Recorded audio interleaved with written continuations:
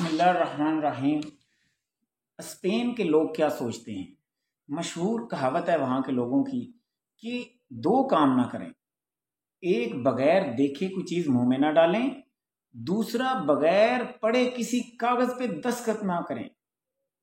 अब इससे मुराद ये है कि जिस तरह कोई अंधेरा है, अभी आपको पता है कोई भी खाना है, कोई रखा हुआ कोई लुकमा अंधेरे में खाना खाना नहीं चाहिए।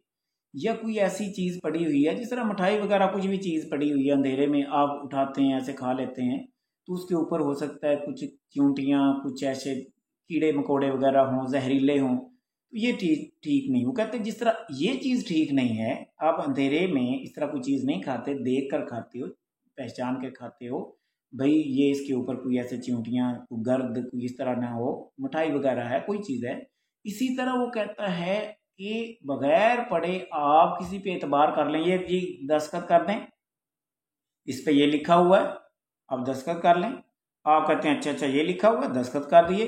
बाद में पता चले उसने पता नहीं उसमें कौन कौन सी ऐसी शर्तें जो आपने पढ़ी नहीं है, आने वाले वक्त में वो आपको चैलेंज हो जाएंगी।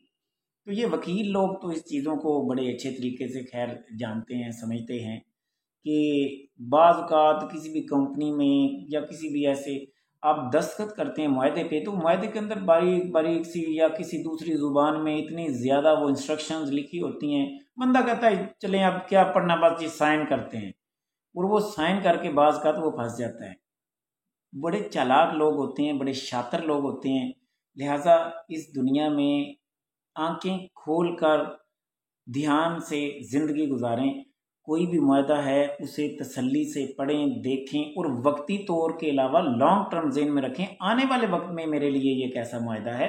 तो मुआहदा जो कोई भी है वो बड़ा सोच समझ कर, पढ़ कर, यकीन करके फिर दस्तखत करें, फिर उस पर आप एग्री हों। स्पेन के लोग ये सोचते हैं, और मेरा ख्याल है बड़ी ही इसकी नसीहत है।